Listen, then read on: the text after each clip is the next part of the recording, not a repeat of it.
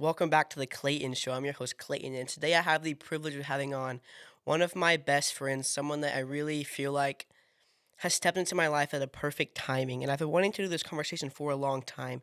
And after hearing him speak at Fields of Faith, it kind of hit me in a new way that I want this episode to happen. So please welcome Kobe Carpenter to the Clayton Show. Woo. Genuinely, I'm so glad you're here because I feel like your testimony is probably one of the coolest testimonies I've ever heard.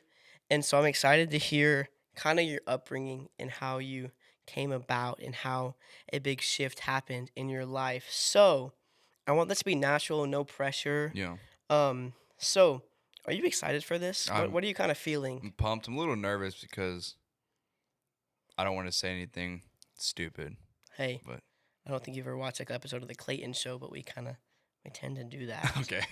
So I know I've told you this before, but watching the way God's moving in your life has been so empowering and makes me kind of strive to want to be better. So I feel like people need to hear this story and hear how you came about because I need them to know that they're not alone and there's people that have walked through same situations just like you have. So let's jump in. Take me back to what it felt like growing up. Oh, man. I grew up with my grandma. Essentially, like, she was my mom. Like, I had my actual mom, but my grandma was like my mom Okay. because she taught me how to use the restroom. She taught me how to walk. She taught me how to talk. There's these nights where I'd be doing my first grade homework, and it was like the flashcards with like 1+1. I'd be losing my mind because I couldn't do it. Right. But even through all that, she was like still there.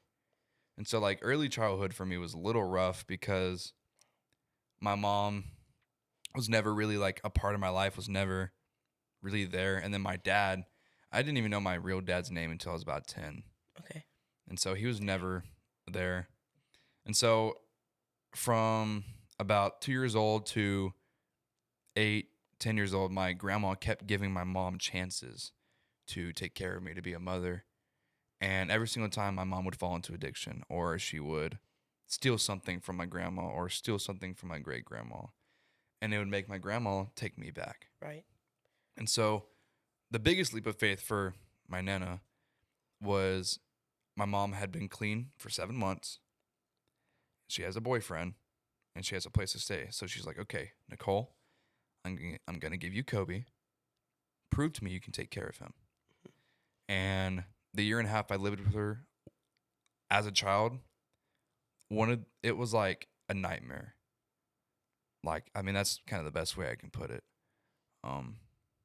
There was just never a time where I was even in school. Like, I was in second grade, and teachers were literally worried about me because, like, hey, Kobe's never at school. Right. And when he does come to school, he seems very disturbed, and he's always sleeping in class. So what's up with that? There was just a lot of things in that house that a child my age should never have seen.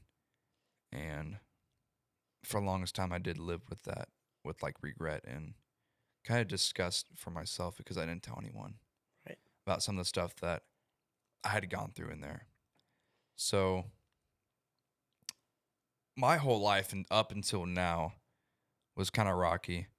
I didn't really pour my heart out to anyone, and I didn't really trust anyone because, like, Right. I understand other that. than my Yeah. grandma, because Mm-hmm.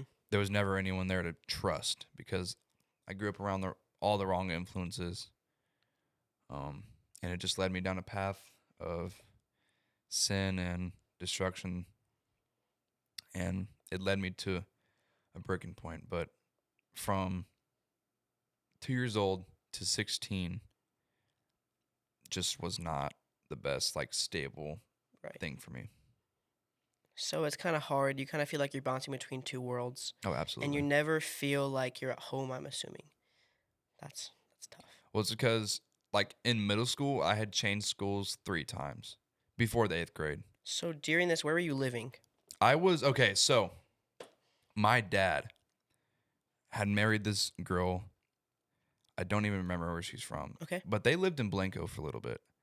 I lived there for a this is little Blanco, bit. Texas, correct? Yes. Okay. I lived there for a little bit in middle school. Then I moved back with my grandma because as that time I was living with my dad, I was from 4th grade to middle of like 7th grade. So there was never really I was living with my dad, but he was more like a best friend Okay. than a dad. How'd you get to be with your dad after? My grandma gave him a chance. Okay. Kind of like my mom. So you didn't know who he was, Absolutely not. and you were just kind of pushed into I that. didn't even know what he looked like. Okay. And he just randomly showed up at my grandma's house one day on the front door, and he opened the door and was like, "Hey," and I was like, "Who's this guy? Like, I don't know who this is." And my grandma had to tell me. I was like, "No way! Like, that's my dad. I can kind of see the resemblance now." Right. Yeah. And then yeah, that was rough. I moved back with my grandma, And she lived where? Kenny Lake. Okay. So I moved back with my grandma because me and my dad got into a physical conflict, and I was in 7th grade, middle school kid. Was like emotions were obviously all over the place due to like me going into puberty and me not knowing like how to deal with these emotions because I didn't know how to. Right. And so, in fact, my grandma living in the Grange, growing up there, she retired and she came out of retirement, took all the money she had in retirement, bought a house after my mom got out of prison to give my mom a second chance. Wow. If that's not love, I don't know what is. Yeah. Like if I was my grandma and the amount of times my mom messed up, I wouldn't have done that. Like I wouldn't have came out of retirement to go work again to try to give her a second chance. But I really look up to her in that aspect of things. That's awesome. Are you in contact with your grandma still? Do you still get to I talk to her? it's rough because she's in a nursing home in the Grange. That's where all my family is, Okay. like my biological family. And when I call her, it's so hard for me to talk to her over the phone because she can't really talk because she had a stroke in 2023. And so it's like it's gibberish, mumbling, and you can't understand what she's saying. And so that's so hard. tough. It's so Yeah. hard for me to No, I understand. sit there and listen to that. Like it breaks my heart. Yeah. But I try. Like I'm gonna send her a letter in a couple of days with some That's pictures awesome. and stuff. I love that. That's And super I cool. really do plan on going to see her soon. So That's awesome. So you leave with your dad. You go back with grandma and mom. Yes. Okay. yes, And you end up in Chicago. yes. How did that come about? What was that like up there? I'm not gonna talk about that. Okay. That's understandable. Yeah. So you're so young, you don't really understand what what's different. Did you really know what any other life could look like? Or is that just kind of like this was this normal to you, or were you like this isn't how it should be? I would say it seemed normal Okay. because I had never seen anything else. Right. Like I thought doing heroin was normal because my mom did it on such a regular Yeah, that was basis. your upbringing. That was how life hmm was. Yeah. Do you feel like you had to grow up faster? Do you think it affected how other people saw you? I would definitely say I had to grow up faster. Like I had to mature a lot faster than kids my age should have because think about it. Like I'm 8 years old, 7 years old, and I'm in this house with my mom and my stepfather at the time, and they would literally leave for like days on end. Like I'd literally be in the house by myself for days, At what age? like 7 years old. I remember grabbing mac and cheese and just eating it stale because I didn't know how to make it. So I'm like, I had to grow up. And so like I was alone a lot. Hmm. And so like I can kind of be alone. But like the more I've gotten older and the more I've matured, the more I realize I need other people. So So did you feel like that there were moments where no one really knew what you were carrying? Were you able to kind of in a way hide it? That you were mhm. like, I'm fine, I got this, when really Oh, deep absolutely. down you were struggling. I was able to put on that mask that like, hey, everything's fine. Yeah. Seems super jolly, happy all the time. But and like reality, it really wasn't. Like I was seriously fighting some like super deep battles with some pretty serious things. So looking back now, does that part of your story make sense after everything God's done since then? Were you able to put the pieces Yes. together and So for the longest time, I would have considered myself a Christian, but obviously I wasn't living the Christian lifestyle and how a person who wants to put Christ first should be living. So for the longest time, I had this hate and unforgiveness towards God because I'm like, hey, if you're so good, why did this, and this happen in this sequence? And now I'm like this. And now I have depression. Now I have anxiety. Now I'm doing drugs. Now I'm drinking. If you're so good, you wouldn't have allowed that to happen. So I thought it was him causing all this stuff to happen. But like my eyes were open to the fact that God is good. You know, he doesn't, that stuff breaks his heart. yeah. He doesn't sit there and find joy in that. He doesn't ever want that to happen. But we live in a world where sin is a condition of the world. And it's just how it is, and we can't do it without Jesus. Yeah, for sure. So, you leave Chicago and you come down to here in Ingram. And that's kind of when stuff started to change. I I was still living in a life of sin, and I was still doing drugs, and I was still partying. I was still lusting over women. So there wasn't really a change in myself Yet. yet until I fully surrendered and kind of just found a place of peace. What was the moment when you realized I can't do this without God? I physically cannot carry any other weights. What was that moment like? When was it? And what were you really feeling? So I was living in a friend's house, and there would be nights where I'd be in bed and I'd be like, I would just be crying, be like, God, why? Like why me? Like trust me, I'm not that important, bro. Like why has this been happening? Why can't I just be in a place where I feel safe and I can actually live my life the way I want to live it? Like I have super big dreams and aspirations, but like the stuff I was going through and the stuff I did, that's not going to happen. And I just I would continue to ask him that question, like just just a simple like why. You know, I guess that's probably the best way I can answer that question. So, what was the moment when you realized that you couldn't keep living the way you were? Where were you?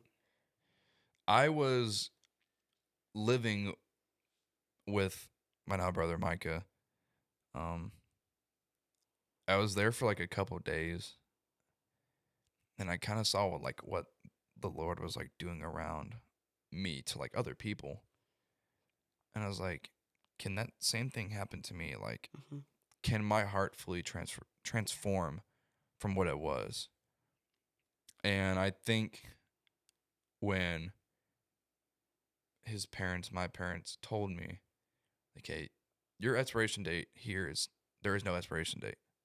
Like you're gonna be here. And then that's when I was like, you know what? I think I'm ready to give my life to God. And I think like my breaking point is I was homeless. I had nowhere else to go. And when Micah said, hey, just come to my house for a little bit, I didn't at first know it was God, Yeah. but obviously it was because that's not a coincidence. Was it hard to trust Yes, him? at first, because all I'd ever known was what I grew up with. Hmm. So Can you walk me through the Fields of Faith night that your first Fields of Faith? yes, I was at my lunch table and my friends Beck and Nico like, hey Kobe, there's this thing called Fields of Faith. It's because I had been going to this youth group because in reality I wanted Wingstop, and I was there for friends. Like seriously, like Yeah. my dad didn't really feed me, so I just wanted Wingstop, bro. I'm like, hey, I like this youth group. It's kind of fun. I can play pool. It's in a basement and in this house. It's kind of cool. And like, hey, like all the kids from there are gonna be there. I was like, okay, cool. I mean, I guess I'll go. So right before that, I was completely baked, like super high. And they start worshiping. I'm in the stands, and in an instant, that high went away like that. And I'm like looking around, and I'm like, dude, what just happened? Like that is super weird. Like that doesn't just happen. Right. So it was kind of freaked me out at first. And then all these kids start giving their testimonies, like Ella and Josh and Aspen, and I'm listening. And then all of a sudden I started to get like jealous. I'm like, dude, they've not been through anything. Like, bro, they don't know what it's like. I need to be up there talking. But obviously I was not in the right place to say anything. And so we get it down on the field, and we're all like in this giant circle, and we're all like holding hands, and DR starts praying over everyone. Then all of a sudden, I felt what I know now as the Holy Spirit, but I felt him move through my body. And I've never experienced Mm. that kind of love and like Yeah. peace ever. And all of a sudden I like open my eyes and like tears are falling down. I'm like, dude, why am I crying right now? There's nothing sad happening. And so I walk up to Micah after that, and I'm like, dude, like that was cool, but like, why am I crying? He's like, Mhm. that's God. And I didn't really do anything about it. Like I just kind of went home. But I will say this. This is really cool. My dad does not believe any higher power whatsoever. I had never seen a Bible in that house ever. I get in that RV, and I'm sitting in my bed, and I'm kind of just thinking about what happened. And I look at the end of my bed, and there's a Bible sitting at the end of my bed. I'm like, okay, that's a little like this is really creepy. I don't know how to think about this. And I open it, and the first thing I see is Mark 9:23, and the Lord says, "For one who believes, all things are possible." But even then, I didn't try to even like attempt to start changing my ways. I guess I was just so stubborn Mhm. to the fact that like, hey, I'm gonna live the way I want to live, but I can be Christian. It doesn't work like that. Mm-mm. It doesn't. No. No. So everything shifted when you moved in with the Carpenters. hmm Walk me through that. How did that come about? How did you end up in that home? So I was living with I love that kid, but I was living with him, and in art class, it was a table with me, Micah, Abigail, and Emery, and I was kind of pouring my heart out to them and kind of telling them like, hey, this is what's going on. And Micah was like, well, if you ever need anything, just text me. And like, I would say we were friends at the time, but like, I didn't really know him like that, like super well. Like I knew him, but I wouldn't say like we were best friends. Yeah. And so when I got kicked out of Tyler's house, I texted him, and like no hesitation, he was like, "Sure, let me ask my mom." That's how that happened. So, So that's a kind of love you didn't really understand, hmm opening up their doors for you. yeah, Was that kind of the first time you felt at home? I remember driving there, and we're in the driveway, and I get out and I look at the house, and it's a giant house. I'm like, "Geez, that's a big house." Like, I was like, "Dude, I should not be in something that's nice right now." And I get up and I like have my own room, but there's all like this scary Catholic stuff in there from Cole. So I'm like, dude, and there's just like Jesus on a stand staring at me sleep. But like I literally get in the room, and Mike is like, dude, if you want me to move some of this stuff out, like I can. It's not, and I was like, dude, it's okay. There's like a giant crystal. I'm not gonna get into Okay. detail, but like I woke up the next morning, and like I had like this sickness that day. Like was really sick. Like I had a fever like the past 2 days before that, and I woke up the next day and I felt great. And I went to school, and I don't even know like when people found out, because people were in track of my life. People I didn't even talk to. So, um, I guess I really started to feel at home when we had youth group on Wednesday, and I went to youth group, and we're like on the stage, and it's Micah and our friend Ethan, and we're all talking. Then I start bursting into tears because praying for me. And Ethan gets up. He's like, "Bro, do you need a hug?" I was like, "Yes, I do." So that's really when I felt like I had a family. finally. So So walk the viewers through who are Micah's parents. Justin Lee Carpenter. Don't middle names. Don't do middle names. Oh, I'm sorry. And Lisa Carpenter. And what do they do? My father is a pastor, and I'm not. My awesome mom works 3 jobs, so I That's actually can't awesome. name all 3, Yeah. but she's pretty cool. So that's kind of a different like a different place than what you had Hmm. before. You have, how do I want to word this? Parents that are striving to Right. just Striving. protect you Yeah. and they care for you. So, what were the early weeks like? What do you remember feeling? Well, okay, so like the part of me that only knew what I grew up with, I was like, okay, well, this obviously isn't gonna last, so I'm not gonna get super comfortable. Like I had this trash bag with my clothes in it, and I didn't even take my clothes out of my trash bag until like week 3, because I was like, dude, I'm not gonna stay here. But then they told me there's no expiration date to my stay, and then the Lord started to encounter me, and I started to realize like, hey, this is for real. Like this is real. This is really happening. So I'm gonna start to believe it. And so like the first few weeks, I was just kind of walking on like thin ice. Like I get home and I wouldn't even like feel comfortable like sitting in the living room. Cause like it was just kind of awkward Yeah. at first. So that's when you realized that you were safe and that you actually belonged somewhere and you Hmm. didn't have to bounce in between places. That's so cool. So, would you say that moving there was your turning point? Like, was that when the shift really started when you Oh were yeah. like, I'm ready to fully commit and Well, start? I think what did it for me is I actually finally got into a place where I humbled myself and I was like, that's God. That's not me. That's God that orchestrated that. And so I'm gonna start to live for him. That's so cool.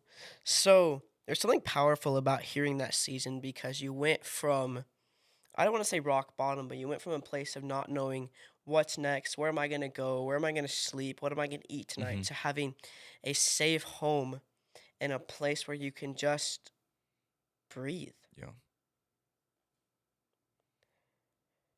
So, do you think that you were still going through the depression, the anxiety, the pain, still through that? Were you still trying to mask that? Yes. Why? I didn't know how to deal with it. Like I started to open my eyes to the Lord, but like I still didn't know how to deal with those feelings. Like 100%. Were you afraid to share with people because you thought they might think of you differently? Yes. How'd that feel? I just kind of felt like I was in a rock and a hard place. Like growing up, I was supposed to be super tough. Like, hey, if you feel like you're upset, you can't show it. Or like if you're sad, you can't show it. You have to have a certain look on your face. You can't show any emotion. That's just how it was. So I kind of just didn't really, like I said, I didn't really pour my heart out to people. So A, I didn't trust anyone, and I just didn't know how to deal with it. So walk me back to when God started tugging on you. When did you start realizing something was happening spiritually and it wasn't just a weird feeling? Oh, it was crazy because I used to make these stupid videos where I'd go into Walmart and start screaming for just no reason at all. And I thought that was so funny, but like, Well, I mean, it was your God-given right. So like, okay. Dude, I'd go into Walmart and I'd make the video and I'd post it and like, dude, this is gonna go viral. Like, this is gonna be cool. People are gonna think this is hilarious. And then I get comments on my Instagram saying I look like bacteria. So that's wild. yeah, I know it was kind of crazy, but like I've never had social anxiety. Like I've never Mm-hmm. been afraid to do something stupid or like be a fool for people. Yeah. And so I really like what Bryce Crawford said one time. He said he had a dream where God encountered him supernaturally and said, "Hey, these gifts that you had to do not the best things, I'm gonna turn that for good so you can glorify me." And I was like, dude, that's kind of crazy because I'm starting to do that with God now. I'm starting to preach the gospel. I'm starting to tell people about the gospel. I'm starting to pray for people. I'm. It's just completely switched. Hmm. So Why do you think people need God in their life? why do I need water to live? Right? Hmm. I wasn't living without Jesus. I was just here. I started to actually live when Jesus came into my life. And I started to live for him. Give you a real sense of purpose, Mm-hmm. right? So, what were some of the hardest mental battles you walked through? If you feel free to share. Yeah. So in 2023, like around this time in November, I was living in LaGrange with my grandma because my mom refused to pay bills, stole my grandma's car. So we had to drive back to LaGrange in a U-Haul, which was terrifying because my grandma's a crazy driver. But I was in such a dark place. Like I had suicidal thoughts. I had thoughts of hurting myself. I was actively hurting myself. And I just like was not all there. Like I was literally like telling people I was gay because I didn't know how else to get attention from people. Like I would be like, "Hey, I'm right here," but like no one would talk to me. And so like I got desperate for attention and I started saying all that stuff and I the I don't say this past March was my rock bottom. I would say when my grandma had a stroke was rock bottom for me. Like seriously, like I've never been in such a dark place ever in my life. Other than that, um, that was definitely like depression, anxiety just went through the roof. Um, like it was just I would go the whole day with like planning how I was gonna take my life, and it was just like that for a while. How did you end up dealing with that? I didn't. I didn't deal with it for the longest time. I would kind of just like push it away, and could the way I would deal with it, I guess, is through weed and like alcohol and stuff like that. It just kind of suppressed it for a little bit. Did you have an anger towards God after your grandma had a Absolutely. stroke? Absolutely. I was so mad. Like enraged. Like, dude, God, if you're so good and you want the best for us, why is it that the person I love the most, the person that loved me the most, the person that was there for me my whole life, why would you allow that to happen? And so I definitely had a hatred towards God. Were you mad at your parents growing up for the way that you had to live and bounce around? Well, I thought that was normal. I thought that's how every kid was raised.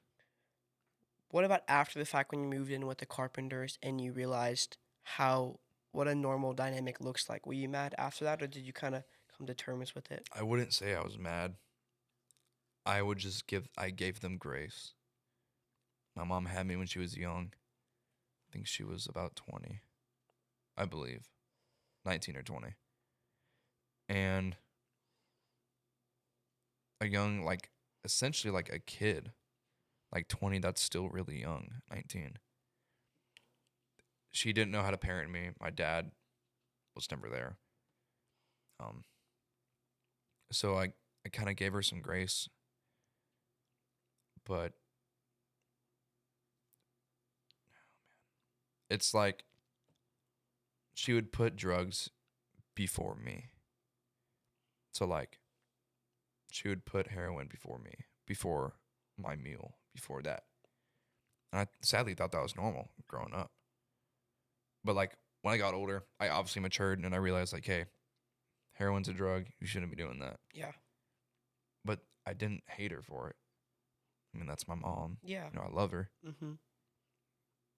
My dad, on the other hand, I was very mad at him because he just wouldn't take responsibility for any wrongdoing he ever did. It's all my fault. He's a victim. So I was pretty mad at him for a while. What's one thing you want your parents to know right now? Your biological parents. I love him. And if I can do it, you can do it too. So just put your faith in Jesus and surrender your life. So one thing I keep feeling like is that God's doing something in Gen Z. He's waking up people, especially I feel like what happened with Charlie Kirk. I feel like a switch flipped, at least in this area, Hmm. but I feel like in all of Gen Z. Do you feel that too? Do you feel like there's a shift in this generation? Well, like, I think one of the biggest like influencers right now is definitely Bryce Crawford. Love that guy. Like, I look up to him. So there's something going on with our generation, and it is our job to pass the torch when we get older. So there's definitely something going on that wouldn't, I guess, be normal for us at our age. Do you feel led to speak on that or to do something to kind of share God's word and to share with our generation? 100%. I don't know what it is, but I really want to. Like, I Like, want to try. I'll be honest, I've seen it. I see this light about you where you know how to speak, and I think you can use that for God. And I feel like God's calling you to, in some capacity, Hmm. speak in some way, whatever that might look like. But you have a gift to speak, and I think we can segue into when you spoke at Fields of Faith. Um, and I feel like the atmosphere changed when the three of you boys got up there. What was that like? Oh, so nervous. I was horrified. Like, my legs were like literally shaking. I couldn't notice. I didn't notice that, to be honest. It was crazy. Like, I've never spoken in front of that many people, Mm-hmm. and this was about something so vulnerable Yeah. too, because it takes some guts Oh, yeah, it does. to get up there and Mhm. share your testimony in Yeah. front of hundreds of people, and even kids from your own school, because kids are harsh. Like, Yeah. like it's just how it is. Yeah. So that was such a big step of faith for me, and it's crazy because the year before I was like, I should Mhm. be down there, Yeah. and I was, And you were, yeah. but I was there for the right reason. That was to glorify God. Yeah. Not for your own initiative. Mm-hmm. Yeah. Did that moment confirm anything for you? Like, okay, God's actually using me for something. 100%. Like, I thought God was trying to move in my life a certain way, and then when I got up there, and it just became like a flow. Like, I didn't have to think about anything; it just came out. I was like, okay, this is maybe His plan for me. Do you remember what you said, or do you think that God just spoke through He you? just spoke through me. I had no clue like what I was saying. Like, I remember some things like about my testimony, Yeah. but like the part where I started speaking about Jesus on the cross, I don't really remember major points in that unless I watched the video. Right. So I think that moment spoke to a lot of people. That's the moment I knew I wanted you on the show yeah. because I knew that I wanted people to see you Mm-hmm. and to know that God can use them also and that God's not done with them and that they're not too far gone. Right. What do you have to say to the person that thinks I'm too far gone? God can't love me. Why would God want me? It's all about relationship. Like I used to think Christianity was like a religion. Like, it has to be religion. Like, you have to follow all 613 Levitical laws, and if you don't, you're getting stoned to death. That's what I thought it was. Like, the Muslim religion, um, Judaism, all that stuff. Like, I used to think it was like that. Like, I had to be essentially perfect. But then I realized that it's like a relationship. Like, Yeah. it's like me talking to you, or like me and my coach, or I wouldn't say that, but it's, oh man, if you think you're too far gone, the enemy's already got you. And that's just a complete lie, because I thought I was too far gone. And then the Lord just absolutely ravished my heart. And now I look back and I see pictures of me from like last year, and I kind of cringe. I'm like, dude, I don't know who that is. You look completely different. No, it's literally insane. Like, I went to church the other day, and there's this lady, I forgot her name. I'll remember it later from like in like 30 minutes.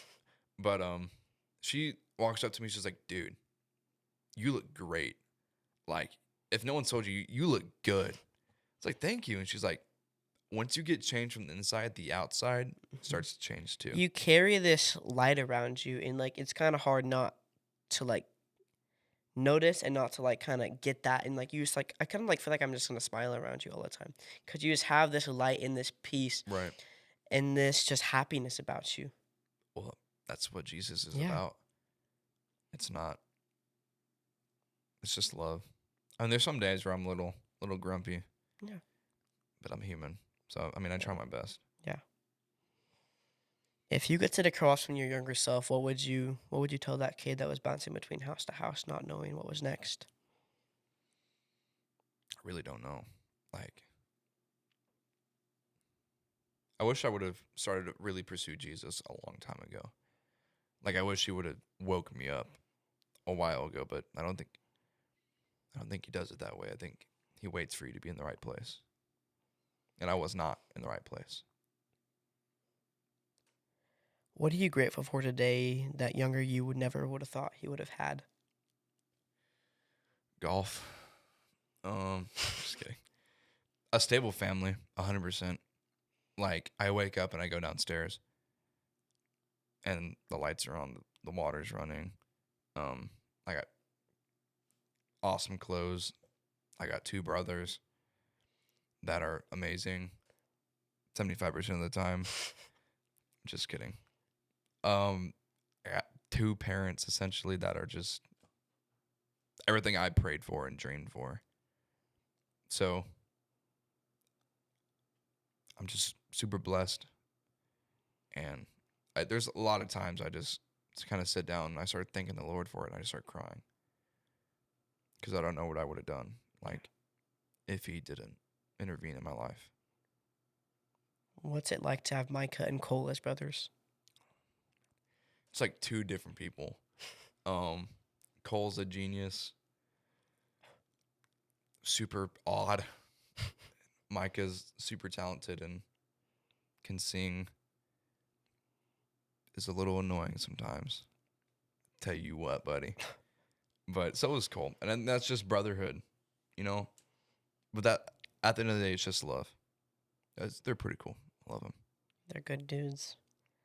When you think about this past year, what's one moment that really sticks out to you? Like of this year, Just of the past since you kind of found God. yeah. I think the coolest thing I've seen happen is we were at our youth camp, and one of our best friends had really hurt his knee. Um, like was in so much pain he was crying, and so Mike was like, "Hey Kobe, me, you, and Ethan need to come over here and pray for him." So we take his knee and we're like holding it like this, and we're praying for him, and his knee like is up like this, but like I swear to you, and it wasn't just me, because as we're praying for him, and we start praying for healing, this dude's knee literally pops back into place like three times, and I open my eyes. And I'm looking around at the other two and like making sure like are y'all feeling this right now? Like am I going crazy? Yeah. And then after we stopped praying, I was like, did y'all feel that? Ethan's like, absolutely. No, like that just happened. Like, and we're like, dude, stand up. Like, how do you feel? And he like goes like this and was Hmm. completely healed. Did you even know that that was possible? I had heard about it, but I didn't fully believe that it was Hmm. possible. Yeah. And then once I saw it happen, every time now there's a chance for me to pray for someone for like healing. I'm like, dude, I know God's gonna heal you Hmm. because I've seen it happen. Yeah. Like, dude, everyone at our school is tearing their ACL. It's like It's insane. it's outrageous. It's very, yeah. But like Aylin, she was on crutches. And I went to her, I was like, hey, can I pray for you? Can I pray for healing? She's like, sure. The next day she comes to school and she's not on crutches and she's like basically walking. That's awesome. That's God. And then Keaton had like this giant tube in his knee Yeah, because he had like an Atlas. infection in his Hmm. ACL or something. And I walked up to him at lunch. I was like, hey, man, can I pray for healing in your knee? He's like, sure. And I told the infection to leave. I prayed for healing. And he Hmm. comes back the next day and the tube's not in his knee anymore. So I know God. Like, I know Yeah. he's going to heal people. And so, like, when I pray, like, hey, can I pray for healing for you? And they don't think 100% that's going to happen. I tell them like, hey, no, it's going to Yeah. happen. Like, I know my God. It's having that childlike faith of just knowing like my God can do that Mm-hmm. and nothing can stop him. Nothing can stand in that way, but you have to fully believe that God can do this and God will do this. Yeah. When you look back at what God's brought you, how do you feel he's leading you? I think he's definitely got a crazy plan for my life. Like, I don't know what it is. I could be like a McDonald's manager, Man, that would be really but crazy. that would be crazy. But like, hey, if I'm working for God and I do it for him, that's all that matters. So like, if I can work, I work at Chick-fil-A. I work there and I try to glorify him as much as I can. Yeah. Sometimes there's customers that kind of get on my nerves. Like, hey, can I get the number one, but just a sandwich? I'm like, yeah, sure. But I want fries and a drink. So I'm like, so the meal. I'm not going to get into that. But I try my best. Like, I always try to tell people about the Lord. Like, there's this girl at her work, and she was wearing a "What Would Jesus Do" bracelet. And I'd asked her before, it's like, hey, are you religious anyway? She says, no, but she's wearing that bracelet. So I asked her, I was like, hey, do you know what that bracelet means? She's like, no, a friend gave it to me. So then I started to tell her about the Lord. And she was listening. Like, she had no idea who Jesus was. She was wearing a cross because it was given to her, but she didn't know what it meant. Mm-hmm. She didn't know what the cross meant, what Jesus did on the cross. So I told her about it. And she told me that she struggles with severe panic attacks. So at work, while on shift, I take her to the back in the kitchen and I pray for her and I tell panic attacks to leave. And she automatically felt amazing. I love that. And I told her to watch The Passion of the Christ because that movie will like just open your eyes to like, hey, Jesus really did that for me. Yeah. And I told her to watch it. And she texted me after work. She's like, hey, what was that movie called? And I told her, she's like, thank you. I was like, dude, you better watch that movie. So, no, I think that's what God is calling me to do. It's just to spread his love. So, I love that. What's your friends like now versus even just 8 months ago, a year ago? completely different people. Like, I used to be friends with, like, the Fent kids. Like, those guys, whew, like, there was never a time they weren't messed up. I was sadly a part of that. But, yeah. And then, like, when I started to pursue God, I naturally moved away from them. I still say hi every now and then. Yeah. 'Cause, I'm not going to judge them. I have no right to judge them. I'm not God. So, but like my friends now, they're all Christian. They all love the Lord. And I try my best to tell them about the Lord, like, as much as I can. Because, I have some friends that are lukewarm Christian. You're right. And I try to give them the best advice I can. So you're kind of feeling a lean towards ministry. Do you think like a pastoral role, or do you really have no I idea have no yet? clue. But I know it's something along those lines. Is there something you're kind of wanting it to be, or do you? Whatever God has planned for me. Mhm. Like, he's going to open and close those doors that he wants me to go through. Where do you see yourself in a year from now?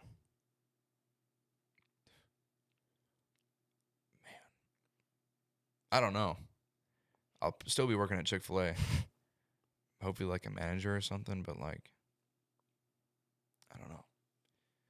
I want to be able to speak to people about the Lord on like a larger scale than what I already do. Like maybe a podcast? The Cleighton Show. Oh, no, it doesn't have to be the Clayton Show. Anyone can start a podcast. It's real simple. So, if you could talk to Gen Z, the kids who feel lost, numb, hurt, angry, or like they're too far gone, what do you want to tell them? It's not impossible. It's I did not it. possible? No, it's not impossible. Oh, okay. I mean, I did it. I was a meth head. Not a meth head. Wait, what? I was not a meth head. Guys, I did not do meth, okay? I was a pothead. Sorry. Dude, I had like a 1.8 GPA. Like, I'm not even joking. I think my like highest grade my sophomore year until like December was like a 56. Like, it's pretty horrific. Like, I just didn't care. Yeah. Like, I wanted to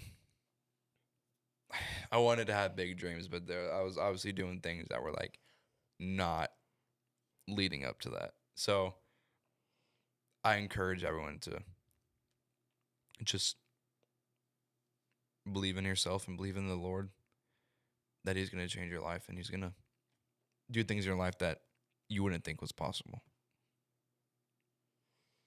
What's one piece of advice that you could give anyone right now? You're not alone, right? So, like, for a while, I felt like I was alone. Like, hey, I don't think there's anyone that's going through exactly like what I've been through. They don't know how it feels. But then, the more my eyes are opened, there are kids that have been through stuff like that. Like, there are kids who have been sexually abused, like me. There are kids that have been physically abused, verbally abused, the whole 9 yards, and maybe even worse than how I had it. So, I guess my advice would be to ask the Lord,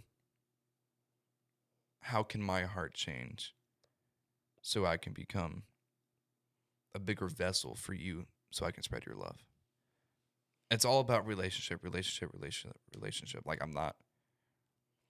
it's not a religion, it's a relationship. It's like a friendship. So Yeah. just put your trust in Him. Get in the Word every day. Like, read the Bible every day. And if you don't have a Bible, download the Bible app. Download the It's Bible app. free. It is free. There's Bible plans. You can tailor them just to however you want to Beautiful. read. Yeah. So, what's one step someone can make right now to start moving forward towards God? Surrender your life right now, because there's a difference between a lukewarm Christian and one that is really living for God. Because there are people all over the place that are so close to the Lord with their mouths, but so far with their hearts. And so, if you can get into a place where, like, okay, what do I need to put on the altar to really build that connection at a deeper level? Like, for a while, the thing I needed to put on the altar was Snapchat or marijuana or music or friends. And once I put that on the altar, my relationship with God, like, just like jump to a different level. Like, start praying more, start getting in your word every day, start going to church every single Sunday, because I'll give you this. This is free. If I ate one time a week, I would be hungry all week, right? The word is like our meal. It's like food. So if I go a day without getting in my word, I feel hungry for the word. And the next day, I want to read more. Yeah. So what really helped me get into a place where I can read every day is reminding myself and praying, like, hey, Lord, if there's time for me to get into your word, remind me to get into your word. So I think the biggest step for me from being a lukewarm Christian to a full-blown Christian is knowing that Jesus moves in ways that you can't really explain. Yeah. And like, what it took for me was encountering Him supernaturally in an inner healing session. Like, I literally got hit by the power of God. Like, that was unbelievable. Like, I'm sitting there like crying, and then I start laughing. And then I'm crying, and then I start laughing. And then, like, all that pressure and weight that it had on me just went away. Yeah. And I felt like I can breathe, and I can sit up straight, and I can stand up straight, and I can walk straight. Yeah. It's all about trust, and like trusting that God is good. And so, if you're a lukewarm Christian, and you feel like you're stuck in a place where you can't get to that next level, you 100% can. You just need to trust the Lord and just ask Him to heal your heart. Like, take things out of your heart that are keeping you from reaching that next level. Lord, if there's something in my life that's blocking me, take it away. That's what I did in my heart. I was like, Lord, if there's something in my heart that is blocking me from glorifying you more or spreading the gospel more, take it out, remove it, change it. Yeah. And He did. So now it's like our faith is like a roller coaster. Faith is not a feeling. Like, I can't feel faith. It's all about Mm-mm. trust and belief. Yeah. So just trust and know that God is good, and that if there's a roadblock, he'll take you out of your life and he'll just heal your heart. Like, Yeah. it's something I can't really explain because I'm not the most knowledgeable about it. But I know in Matthew 6:33, the Lord says, "But seek first the kingdom of heaven and all his righteousness, and all these things will be added to you." And like, I memorize that verse. I always talk about it to people because that's like one of my favorites. And so I encourage you to go out and pray for people more. Go out there and talk to more people, spread the gospel more, and that's really just going to elevate your relationship Yeah. with the Lord. I think also it's good to not make reading your Bible a checkbox. Right. Like, don't Or, make like- it a chore. Like, Mm-mm. actually want to do it. Yeah. Like, want to actively get in I your know word. that shift happened to me. Mm-hmm. I think during the time when I broke my foot was realizing like that moment where like I can't do it without God. Yeah. And I needed my Bible not to be a checkbox or something I actually want. And I think something that really shifted that for me was starting to kind of break down scriptures and not just reading verse, Yeah. verse, highlighting what sticks out to you. Mm-hmm. And I think that's very important. If you're just feeling lost and I feel like God's not using you, is really just not make it a checkbox. Right.